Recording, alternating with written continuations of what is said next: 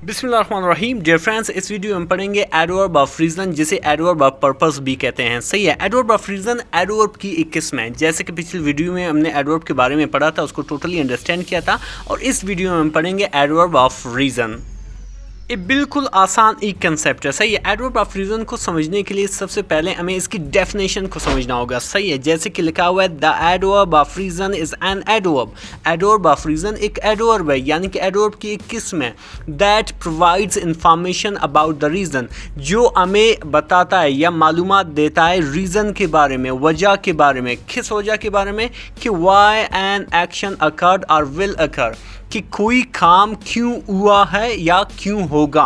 Basically ये हमें बताता है कि कोई काम, ये हमें किसी काम के रीज़न के बारे में बताएगा, वजह के बारे में बताएगा कि कोई काम क्यों हुआ है या क्यों होगा। I hope you got it.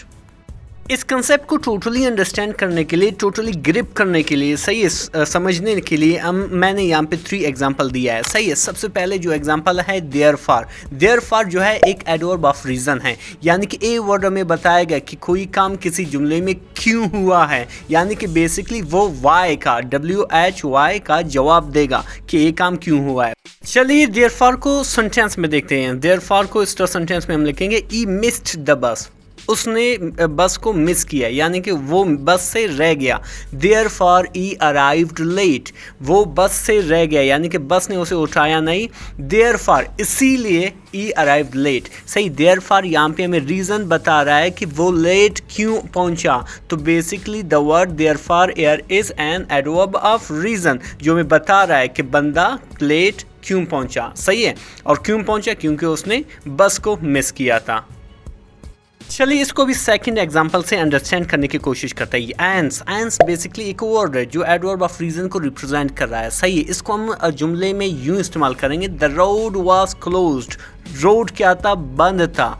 एंस इसीलिए we had to take a detour, इसीलिए हमें क्या करना? वापस आना पड़ा। सही। वापस आना पड़ा। हमें वापस आना क्यों पड़ा, या हमने रास्ता क्यों बदला? क्योंकि रोड वाज क्लोज्ड। एंस बेसिकली यहाँ पे इंडिकेट कर रहा है कि वजह को कि हमने एक नया रास्ता क्यों इख्तियार किया, यानी कि उस रास्ते से, मेन रास्ते से हम क्यों नहीं गुजर सके। तो यहाँ पे एंस क्या कर रहा है? प्रेजेंट कर रहा है रीज़न को। तो that's why it is called adverb of reason. चलिए अब इसको तीसरे एग्जांपल से अंडरस्टैंड करने की कोशिश करते हैं। यहाँ पे जो एडवर्ब ऑफ रीज़न है 10 मतलब इसलिए। सही है।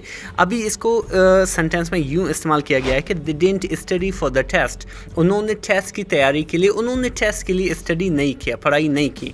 10 इसीलिए दे फेल्ड। यहाँ पे 10 जो है एडवर्ब ऑफ रीज़न है, क्योंकि वो बता रहा है, वो हमें वजह बता रहा है, ये हमें रीज़न बता रहा है कि वो फेल क्यों हुए। वो फेल इसीलिए हुए कि उन्होंने टेस्ट की तैयारी के लिए स्टडी ही नहीं किया था। सही है। तो यहाँ पे 10 जो है एक एडवर्ब ऑफ रीज़न है, जो हमें वजह बता रहा है कि वो फेल क्यों हो गए।